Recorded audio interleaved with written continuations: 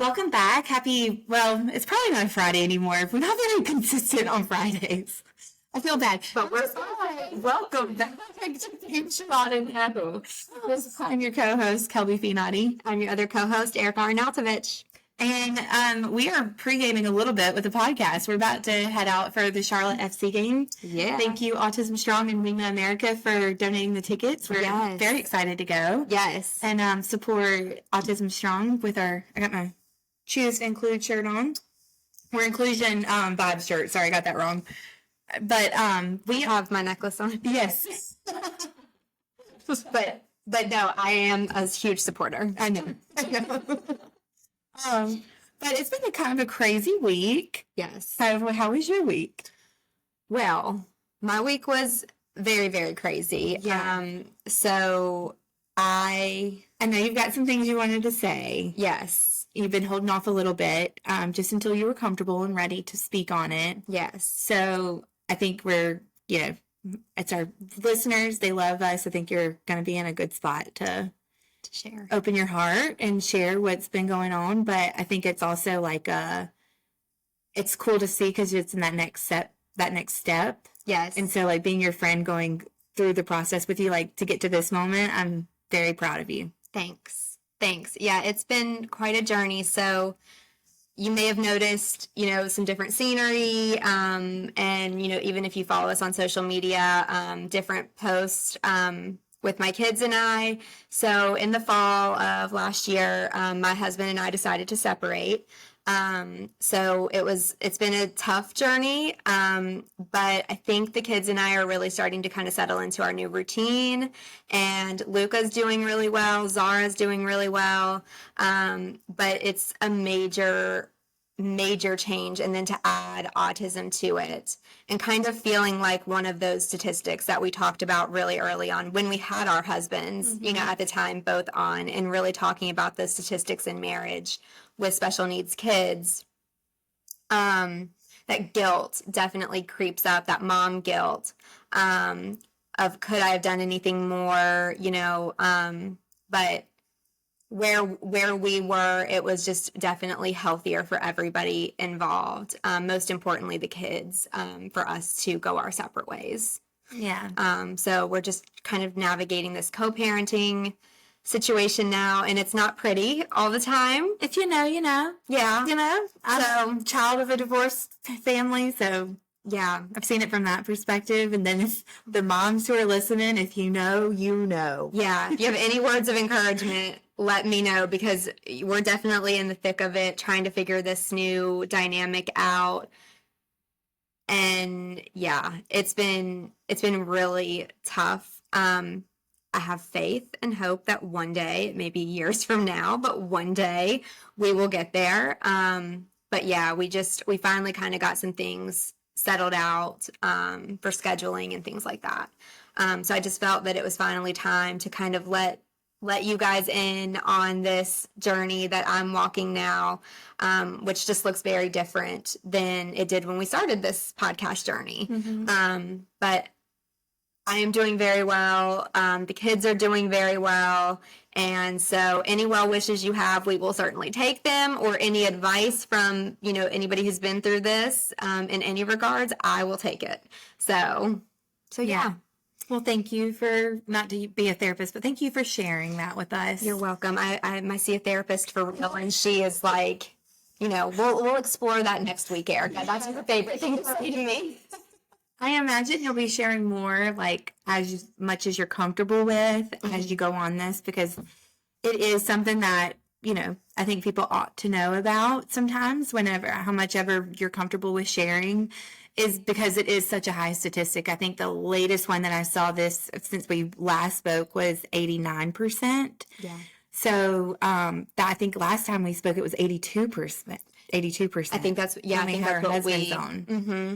Yeah, and I do think, there's looking at it now as a separated parent, and I have my kids most of the time. I'm with them the majority of the time. He has them every other weekend right now, which was not ideal in my eyes for the children, but that is just what worked out.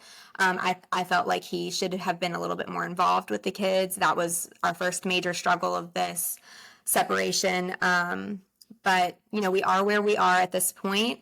And I definitely think as we go through some of the let's whine about it things, I think I have some really good, I don't know if it's tips at this point because I don't think I'm there yet, but I think that I have some really good insight as to feeling that lack of control as an autism mom, like specifically in that regard. Like as a mom in general, I'm sure, you know, everybody feels that lack of control when you send your kids, you know, to your co-parent, who you may not be on best of terms with, you know, at certain times. But I think sending a child who is non-speaking and autistic and needs routine and needs, like, we follow a certain diet with him and we've talked about that. And sometimes, you know, it not always being respected on the other side, that those moments can be super, super frustrating because, you know, coming back, it's all that dysregulation dealing with that. So yeah, as we go through the rest of the season, I'm sure I will have some let's whine about it moments. So I hope everybody's okay with coming along that journey with me. Buckle up, Buttercup. Yeah. We're in it. We're in it. We are in the thick of it. So, yeah. So, but that's where we are. Yeah. Okay. Well, with that came some things this week that you had to take care of. So I know that you had like a mentally exhausting week. I did. So I did. it's almost over. We get to celebrate tonight and go out on the town. I'm excited to do that. Me too. Me too. It'll be good for you. Yeah, it's been like I've had such good community around me. I have such good friends. Kelby and, you know, your husband even have been like just such great support system for me through this. And so anybody going through this, I guess one tip I have learned already is make sure that if you lost touch with any friends, reconnect with them because you'll be surprised how many people really want to be there for you. And I have such a great network of friends now. That were always there for me, but I just wasn't in the best position always to be able to always communicate with them or, you know, get together with them and keep that relationship going. And now I feel like I really have a good community. Yeah. You've been surviving for a few years and now it's time to live. Yeah. Yeah. So this is where the living starts. Yep. That's right. I'm proud of you. Very proud of you. Thanks. It's different, you know, we were fast friends, so kind of coming into the somewhat of the beginning of the thick of it was, you know, interesting, but I think it made us just closer that quicker because you have to just kind of be honest with each other and lean on each other in those moments. So good for you for leaning on people. Yeah. And kind of like, I think from like a friendship standpoint, like when you do get out of touch with people, like a little bit kind of like humbling yourself and being like, hey, I need you. I'm still here. I'm so sorry.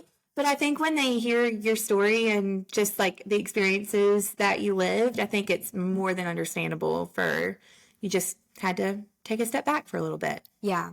Yeah. So, yeah, I mean, it's been, for me personally, like I know that it has been difficult at times on my kids, of course, and like they're my priority through this. So I don't want to, you know, talk about a separation with children involved. It's only about me. But from my perspective, for me personally, this has been a very like reassuring time. Like I feel like I'm starting to kind of find myself again, and I feel like the best is yet to come now. Absolutely. Yeah. So yeah, I feel like very hopeful for my future, and I hope that, you know, my kids continue just to do really well, and I'm checking in with them constantly, and yeah.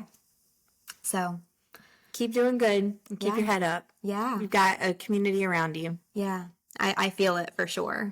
So Well, give some loves in the comments for Erica. I'm good. I mean, and like you said, if you have an experience with that and want to share your story, then a good way to like kick off the conversation is in our Facebook group. So we'll link up the Facebook group again for you on our Instagram page, but that'd be a really good way for you to kind of plug in and get to hear kind of their stories too and see if you can swap ideas and tips on how to navigate this new world you're in. yeah, Yeah, I will take any tips and tricks. I feel like I'm getting books left and right. People are like, here, take this book, take this book. I'm like, I need it. I need it all.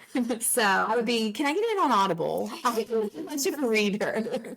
can I listen to it? It's one form of a podcast. I listen all day. Well, here you go. Here's your podcast. It's all about not what you ought to know, but also what you ought to know about, co-parenting, Yeah. separation, and all that. All the jazz. So we just be like, rounded. You're welcome, viewers. You're welcome to the team. That's awesome. So yeah, it's been an interesting year, Yeah. but it's a good year. And it'll get better. That's right. It definitely will. Yeah. Well, let's switch gears. Our topic of conversation this week is another controversial one. We said we weren't going to shy away from it. We have stayed a little quiet, kind of I've personally kind of just like taken a step back and kind of looked from a 30,000 foot view of the political climate that is going along right now with the autism community. Yeah. And so I think you have too. Mm-hmm. We wanted to make sure that we collected our thoughts, but we haven't actually, fun fact, we haven't had an in-depth conversation as friends yet. So No. you're going to hear it live. Raw. And raw. I mean, I guess they're not live. We're pre-recording this, but just raw. And we'll see. For just talking about it just a little bit was not going into any kind of like details. I think we do somewhat align, but we also have some varying points on it that we see a little different. Yeah. Yeah, definitely.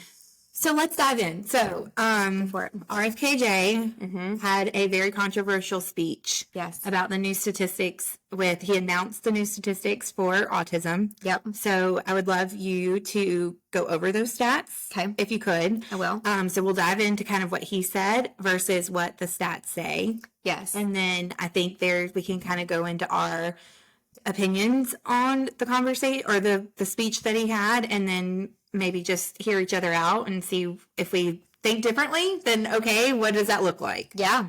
So, okay. So the autism community is very divided on this, and some of it, I hope that everybody is truly taking their political views out of it when they're when they're talking about it from an autism standpoint, right? Like, and not just saying like, because he's with one party or another party, that's my hope, because this is a much bigger issue, right? I won't necessarily, and I think that's a good point, like just off the bat there is, at least the rhetoric that I've seen online hasn't necessarily been blue versus red. It Right. truly is like a division in the actual autism community. Yes.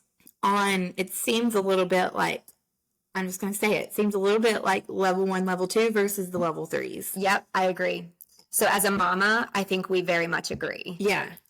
As a diagnostician, I'm struggling a little bit because I feel like the medical community, we know minimal about autism at this point, that we will know at some point, right? Like, ask us 20 years from now, we're going to look like infants, right? To an autism diagnosis today, which sucks for our boys.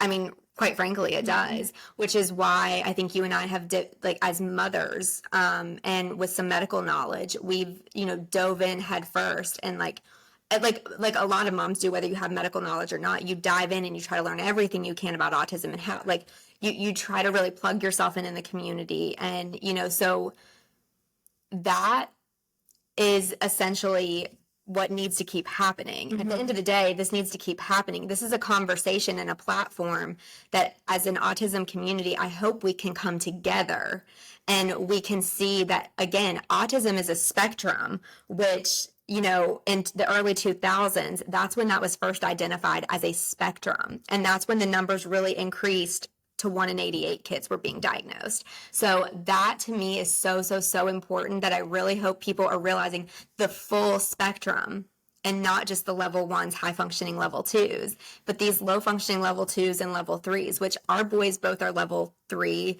profound autistic individuals at this point, autistic children.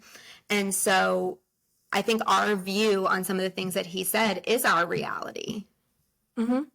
So tell me kind of what your thoughts are first, and then I'm going to read these statistics. Okay, so first I want to just preface that I think just a little disclaimer is that my opinions are not the opinions of my employer or necessarily our business. It's truly like a personal experience opinion, because we don't know if we even align on it yet. It's a little risky if we're. I know, that's why I put the ball. She tried to make me do it first, and I was like, but throw that ball right back over there. I know. I just think, and maybe even it's just something that I'm speaking from personal experience, and so I want to make that very clear. Yep. That I'm not speaking on behalf of anybody else except for myself. Yep. And the first thing that comes to mind, and I'm gonna get a little spicy, I think. Okay. But the first thing that comes to mind when I think about this is you have to have some kind of internet literacy and common sense to really view his speech, not just in the 30-second clip that you've seen go viral on the internet, but if you listen to the entire thing. From my perspective, he was clearly talking about the 25% profound autistic individuals. Yeah. He has years of knowledge. Before RFK Jr came on the scene, I knew about him, not because of my political views, because of the advocacy that he has done in the autism community. Yeah. He has been boots on the ground. And the reason why he is speaking like this is because he's using his experience from profound autism moms that have come to the forefront and asked him for help. Yeah. He is giving a voice to our side of the spectrum. Yeah. And I want to say, like, if you misunderstood him or if you had your own thoughts on what he said, could he have said it better? Absolutely, yes. I think he needs to be able to speak in an eloquent way if he is going to speak on our behalf. Yes. I personally, when I did the research, don't think what he said was not true. Agreed. If you break it down, the statement that our children will never pay taxes, why was that the first line that he used? I don't know. Like, Right. he did not speak correctly and with tactfulness when you're speaking about us. So yeah, there's some frustration there because we had a moment to be able to highlight it, and he botched it. Yes. But he said things of you have to take yourself out of your shoes and your perspective, elevate yourself to that 30,000 foot view, and actually look into from that perspective of what this side of the spectrum deals with our side of the spectrum. A day in the life for us. Exactly. Yeah. The statement that they will never pay taxes, it's true. They probably won't. Yeah. And if they do, amazing. We are rooting for that. That is our hope. I mean, I don't want them to pay taxes because it sucks. But also, I'll take that. the reality is they probably won't. Right. And so there's some harsh, very abrasive language that he used. But what I've learned mid into my 30s now, I'm giving away my age, but what I've learned is that I cannot lead with my feelings anymore. Yeah. I have to lead with the facts. If I'm going to get anywhere in this life for my son, I can't let my feelings be the driving factor. I have to go with facts. Yeah. Or no one's going to take me serious. Yep. And so that's where it's like the statement of they destroy families. You're not putting yourself in the perspective of the child that got out and drowned in the neighbor's swimming pool. That family is forever destroyed. Yes. That mother will never be whole again. Yep. You're not putting yourself in my shoes where I have gone in and I've said there's been challenges with Porter, but y'all, we are struggling. Yeah. Like it sucks. Yeah. It freaking sucks. Yeah. And to have that taken from us in that conversation and wrapped into this pretty bow of what autism is, if you're thriving and you're an autistic individual, good for you. You're I'm so happy for you. Mm-hmm. I hear you when you say that he upset you and he hurt your feelings. I hear you. I do. But he wasn't talking about you. Right. He's talking about us. Yeah. And you want to say, I can't speak for the profound autism community. Who is going to then? They can't. My son literally can't tell you what he thinks right now. Yeah. So I have to be his voice. Right. Because there's people that want to strip that from us in the comments too, where you're just a mom. You have no say in this. Who are you?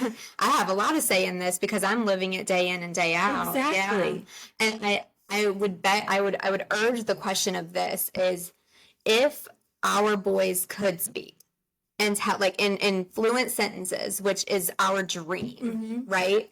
I mean, if that happens, I mean, what happened the other day that Porter like just echoed something that you asked him to echo, like thank you or something like that. And I mean, I started crying. Like Porter is her son, love him to pieces, but like I started crying because I know the feeling that you've got to have when you have that happen, right? And so I would beg the question though is, would our boys want to be able just to come down and say, hey, mom, I want an apple?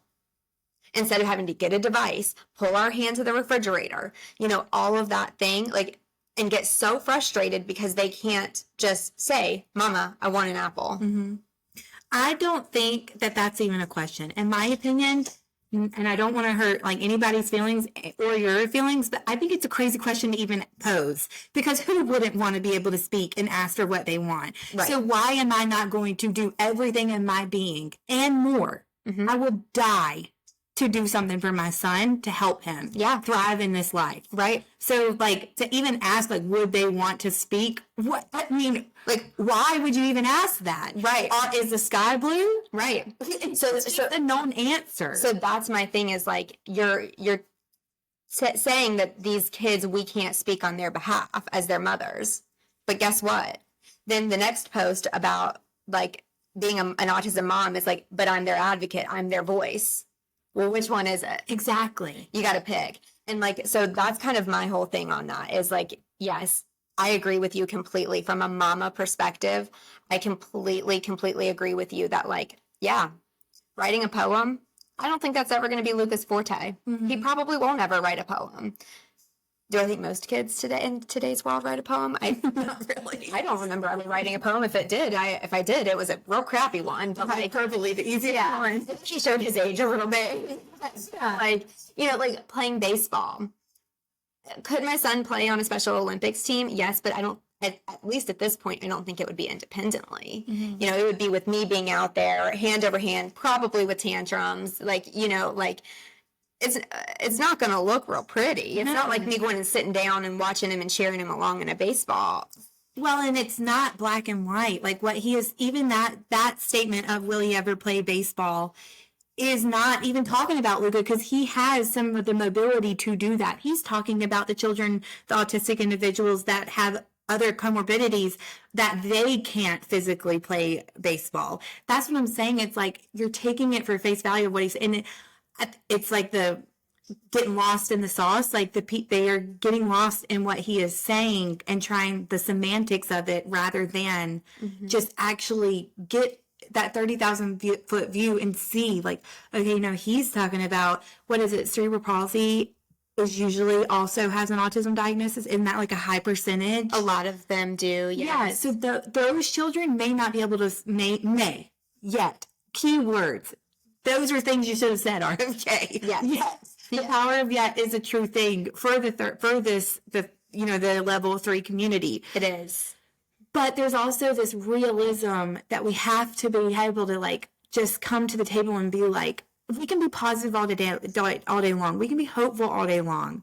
But there is a realistic part of this where you and I have to look at one another at some point and go, and I've had to say this like to people before, like when they ask me, do you think Luca will ever talk or live on his own? I sure hope he'll talk. Do I ever think he will be at a capacity to live completely independently? Probably not. That's a very harsh reality to talk about with your 4-year-old or, you know, your just turned 6-year-old. That's a very harsh reality that neither of us want to be the case, but yet it is. And we have to plan our life accordingly. Right. And we deserve a platform and a voice the same way that the higher functioning individuals deserve a platform and a voice. They do. Because our boys' lives are equally important. I know. And that's where, like, personally, I struggle with this, and I don't know what your thoughts are on it, but I do. I love the fact that it's a spectrum. I don't think that should be taken from, but I just wish there was a better way to identify yourself within the community rather than, like, a level or whatever, but also like to be able to identify yourself. I personally say level 3 autistic for my son because that gives people more perspective and insight into what we deal with.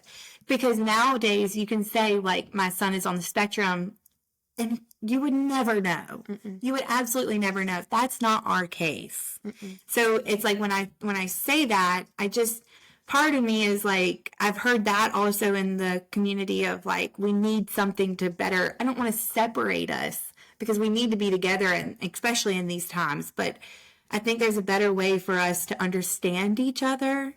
Yes. If we had a better way of communicating who we are. Right. Within the community. Right.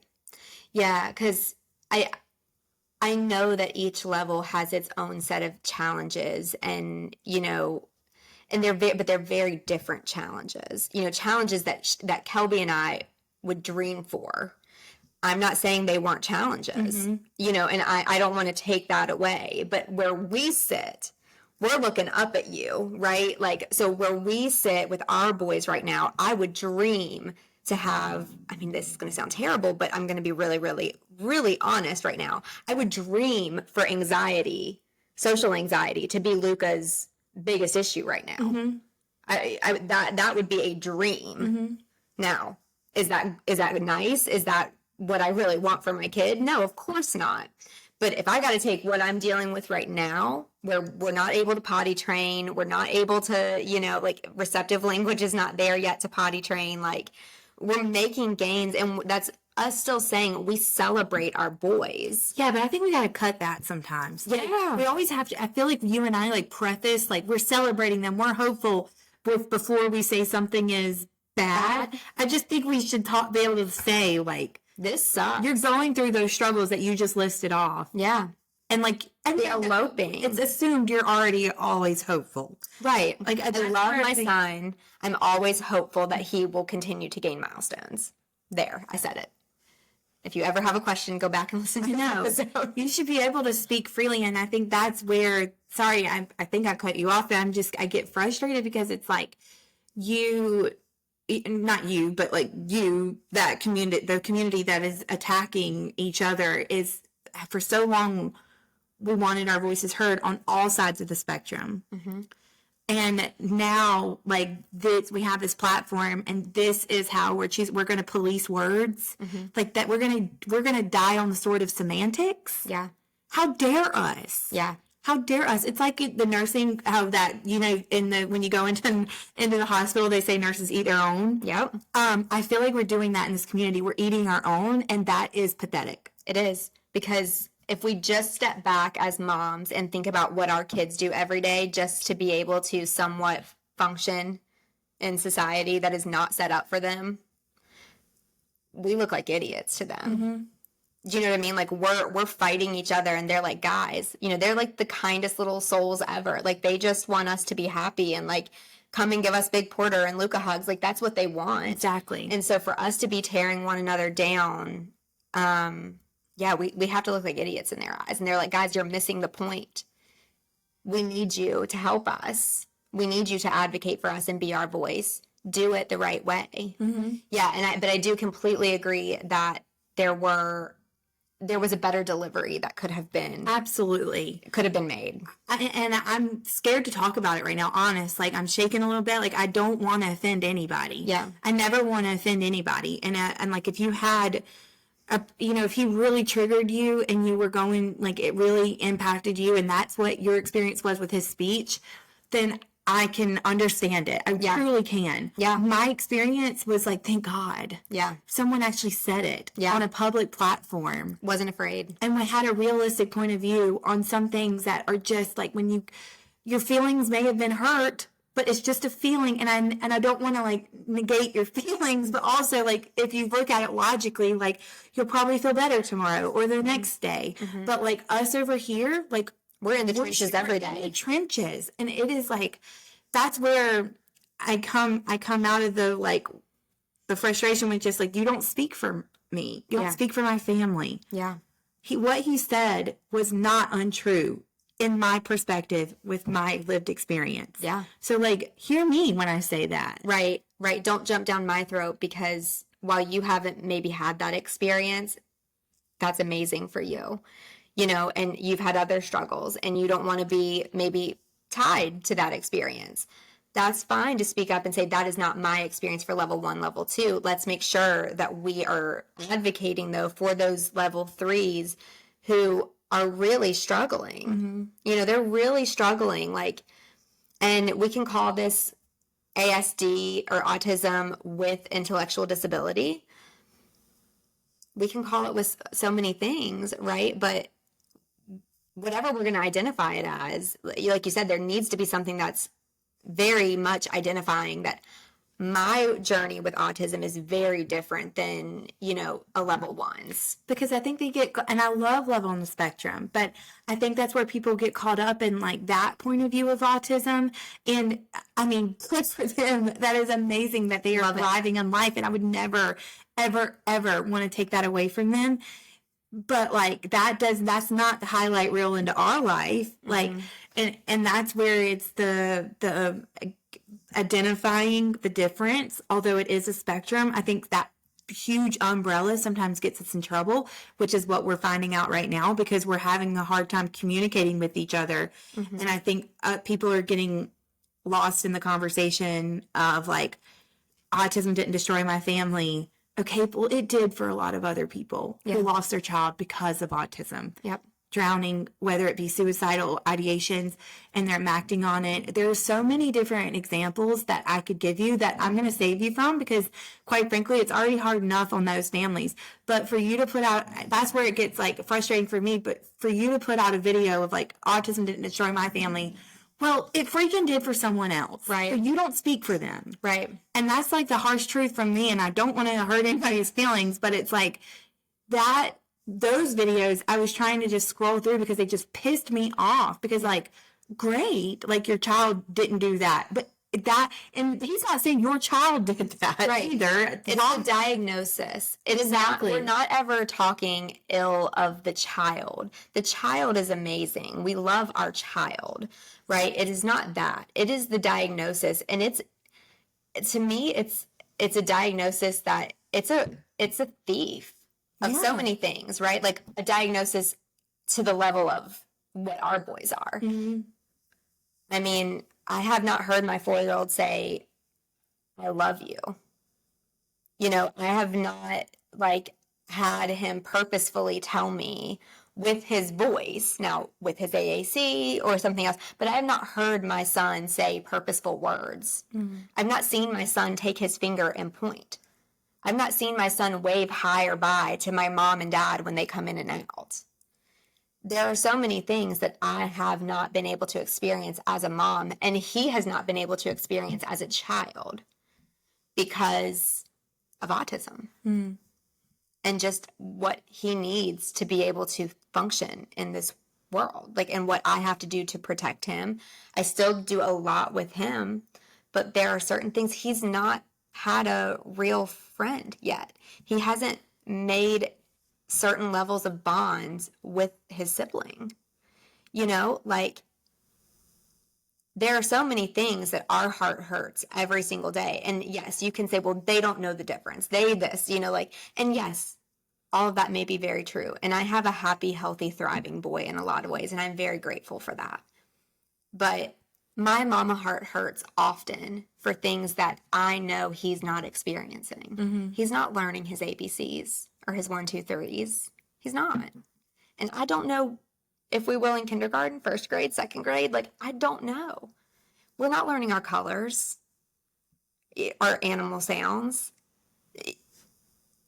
There's so many moments that get stolen of that joyous parenting. I was telling somebody the other day, actually, I see myself in pictures with Zara when she was a baby. Zara's older. She's 8, Luca's 4. And so when she was 18 months too, I see this mom and this really relaxed mom who is with this typically developing child. I see that person in pictures now, and I literally don't recognize her. I don't know what it feels like to be that kind of a parent anymore. A parent without the fear of what is going to happen to my kid when I die. I mean, that is a real fear for us every single day. We don't harp on it or live in it every single moment. That's a real fear we're experiencing. So, yeah. Yeah, I agree with everything you said. Those are things that, like, I wish those were my only worries, to be honest with you. Like, there's a safety part of, what we're struggling with Porter right now that is so disheartening. And as a mom, like, that's where I get defensive of, like, people saying I don't have a voice in that. Like, when you see those comments, because it's like, I am only just trying to protect my child right now physically from himself. And then you had some of the parents come out of the woodworks in those realistic videos, and for them to be able to be so vulnerable and put out videos like that of a child, of an adult literally eating off his hand, the skin off of his hand, because that's his self-injurious behavior. There's, the aggression that happens towards the caregivers. And those are the unspoken things that, like, when I say we're struggling, like, we're struggling. Like, hear me when I say it, we're struggling. Yeah.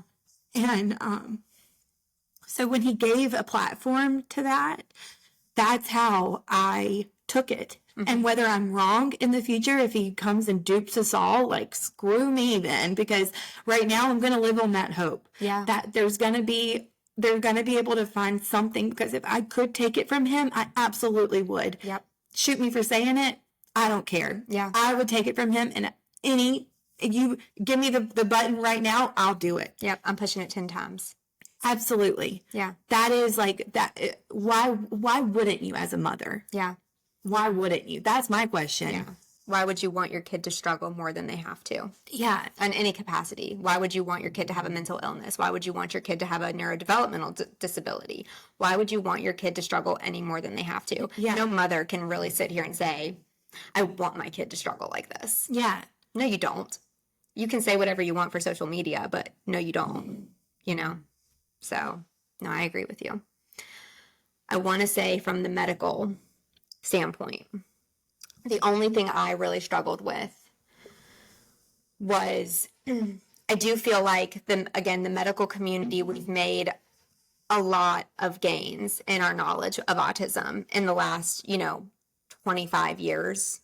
But we're still in the infancy of knowledge. And again, some people may very much disagree with me on this, but I pose to say that most all medical diagnoses that have only been around for, really been around for, 50, 60 years, like, that are as complex as autism, we're in the infancy stages here. We don't know very much about autism. We can only find in like 20 to 25% of kids at this point the genetic factor, yet we are so sure that it is genetic and only genetic. And see, that's my question is like, so tell me why we can't find it in Luca, who's profound. Right. Like, I'm not saying it's not genetic, but tell me what gene have we identified in him? Exactly. We can go to the moon. We can do all of these things.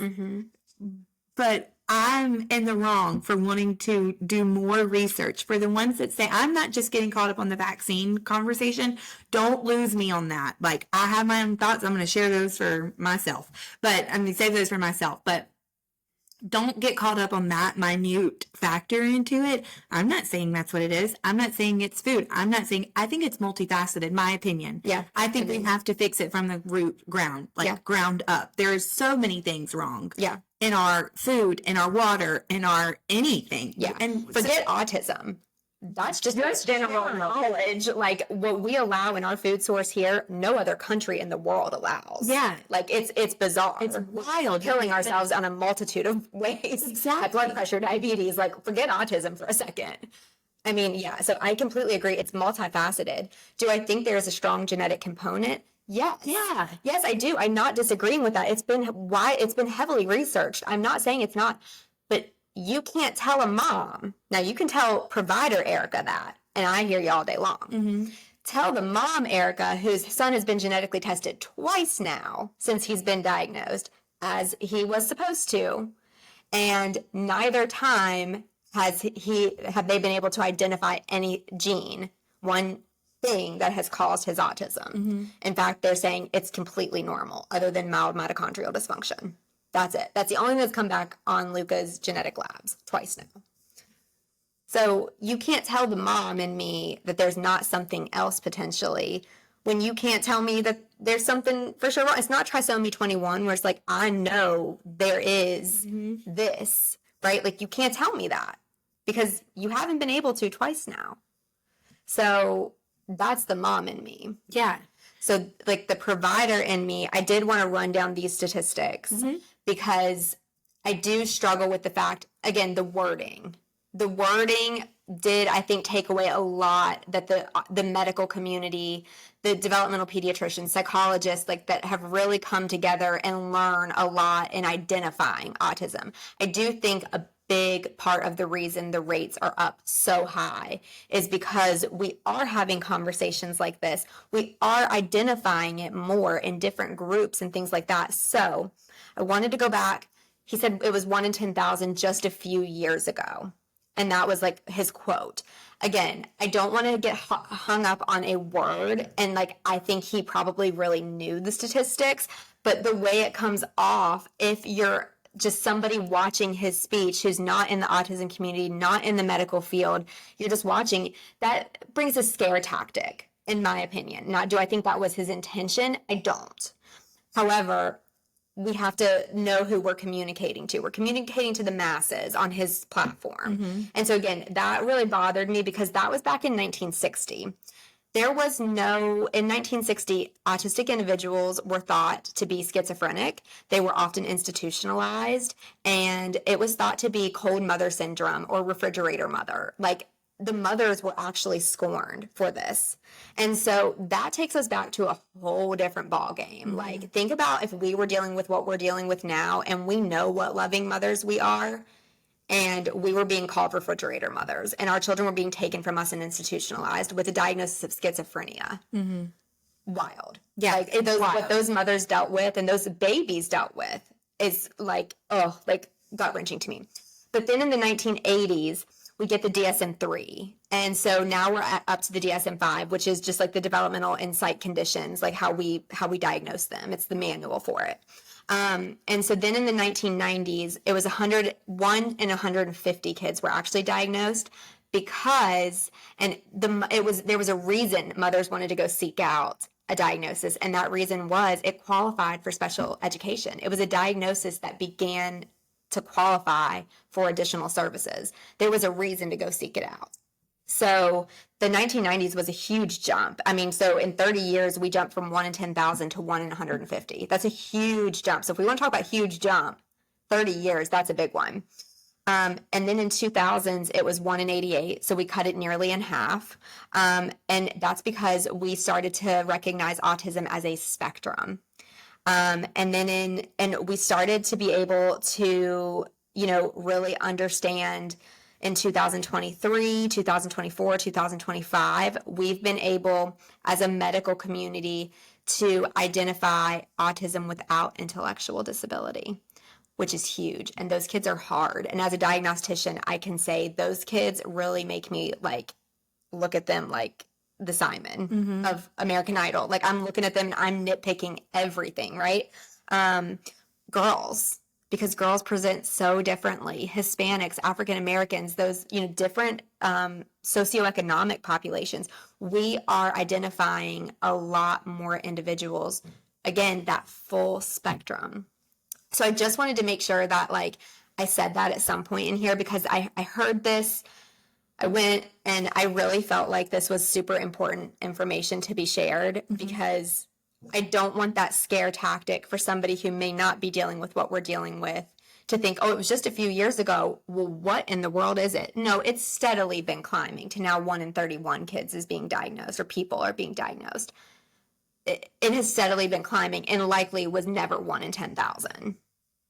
Especially if we're going to say it's genetic. Yeah, you can't, like, from the medical community, like, I absolutely respect all the research that they're doing, and the numbers don't lie. I mean, that is the statistics, what you just read off. I think a personal opinion of mine is all of that is true, you can't negate the truth in the science there, but I do think that there's when he keeps and continues to reference and puts up the studies that show and back that it couldn't have been just genetics. Oh yeah. And for us to like be reprimanded for even questioning that, that's where I feel like people are getting hung up on it. And then the statement of like just a few years ago, I completely agree he shouldn't have said that. But I think if you take yourself out of that 30-second clip or that minute clip, prior to that, he's talking about his life, and he's a 70-plus-year-old man. Yes. So when you talk to your grandparents, they're like, just a few years ago, it was $1 for a gallon of milk or a penny or whatever it was for them. Right. So it's relative. The time is relative to him and his perception. Correct. Of a few years ago. Correct. So that's where it's like, again, people get hung up on that. So it's like, but the fact is, get rid of the few years ago. Like that's a miscommunication on his part, rightfully so. But the stat is where we should focus on. Yeah. Yeah, we're at 1 in 31 kids being diagnosed. And yes, that is, in my opinion, for example, my ex-husband has 4 biological children. Luca is our last one. I have with him 2 of them. Not one of his other kids shows any signs of autism. But like there is nothing, and I don't have autism anywhere in my family, nor does he. So you tell me where it came from genetically. I'm not saying it didn't. But again, when you can't pinpoint to Mama Erica, here's the gene, Erica. And I go, okay, I believe you then. That's really difficult for a mom, especially because you and I have seen improvements in our children's symptoms with being very careful with foods. I see a difference, and I'm going to whine about it for a quick moment. I see a difference when my son comes back from his father's house if his father has given him a Nutella crepe or a cupcake or something like that he does not get over here. And you can tell me I'm a bad mom all you want, but the reason I don't give it to him over here is because when I give it to him over here, I'm going to pay for it, as is he, more importantly, for the next several hours, if not days, because he gets so dysregulated. He hits himself. He bites himself. Yes, like he's throwing himself on like a hard floor. He jumps on his knees off of a climber onto the hard floor and lands on his knees. Like it looks like it should break his knee cap every time, and I have to watch that. So if eating minimal gluten and, minimal dairy and those inflammatory foods and minimal processed and as clean as we can over here and organic berries make me happy and make me feel like I'm doing something for my kid, and you're leaving me alone. Physically seeing it, visually seeing it, right, and emotionally seeing it in his regulation. Right. We have that same experience. You give him, prior to changing his diet, he loves some Cheez-Its. There's red dye. There's, all the processed things that go into Cheez-Its.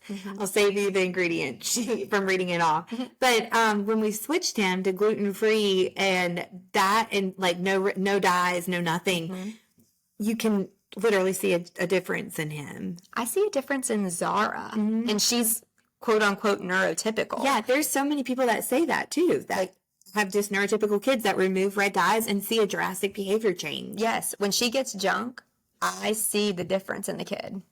That's the environmental that we're talking about. Right. There's a quote that we posted on our Instagram a few months ago when we first started. There's a genetic factor with an environmental trigger. Yep. That has stuck with me. Yeah, genetics loads the gun, environment pulls the trigger. Exactly. Why are we not, this is a common medical terminology, quote, right? So why are we not allowed to utilize this in a neurodevelopmental situation like this? Yeah.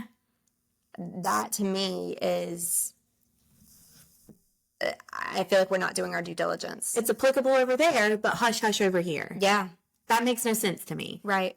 And for me to question it, now I'm in the wrong. Right. That's the part that upsets me the most. So yeah.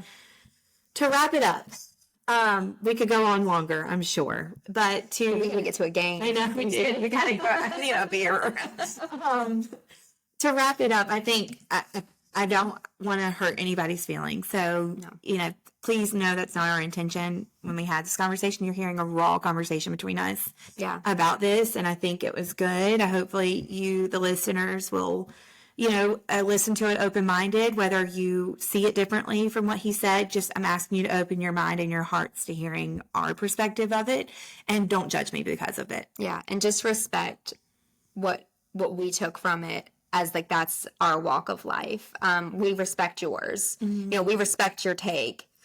We can disagree with it and respect it, and I do because your struggles are very different than our struggles. So please just let's all respect one another, and let's come together and figure out a solution to the not the problem, but come up with a solution to this bigger issue of, is there something like, let's finally say it's definitively not vaccines, it definitively is food, it definitively is genetics. Like, let's come up with a definitive solution, because when a mother asks me or a developmental pediatrician a prognosis or anything like that, I know it's a very complex neurodevelopmental condition, but there's very few things that I cannot give a prognosis on. And it's one of them, huh? This is one of them. And gosh, is that gut-wrenching when I ask a developmental pediatrician or even his BCBA, do you see signs that he's ever going to talk? And it is literally, I don't know. And my answer is he or she is going to write his own story. Mm-hmm. And it's very true. But gosh, is that hard. It's the fear of the unknown. That's the fear of the unknown. And with your baby, just, are they ever going to have their own voice, in the sense of it's not the AAC talking for them, mm-hmm. or sign language or whatever, communication they use. Mm-hmm. Yeah. It's a tough one. It's a tough one for sure. It's a tough experience that we, have. And I honestly, you make the blanket statement, I wouldn't trade it for the world, but I would take it from them. So that's my statement, is if I could, I would. Yeah. And I love every individual in this community. I want us to unite and come together and actually have an emotionally mature conversation about autism. I should be able to say something to someone with it not absolutely destroying them, and then be able to continue the conversation in an emotionally mature way without names being called. There's a way to do this. We are not doing it right now. Yeah. We're all fighting the same battle. And right now we've turned on each other. Mm-hmm. And that's only going to hinder progress moving forward, to help not only our boys at their level, but even the level ones, level twos.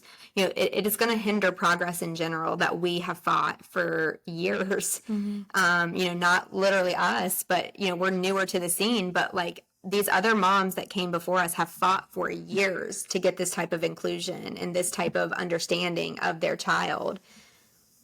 Why are we starting to backslide on this? I will not silence them. You No. won't catch me doing that. No.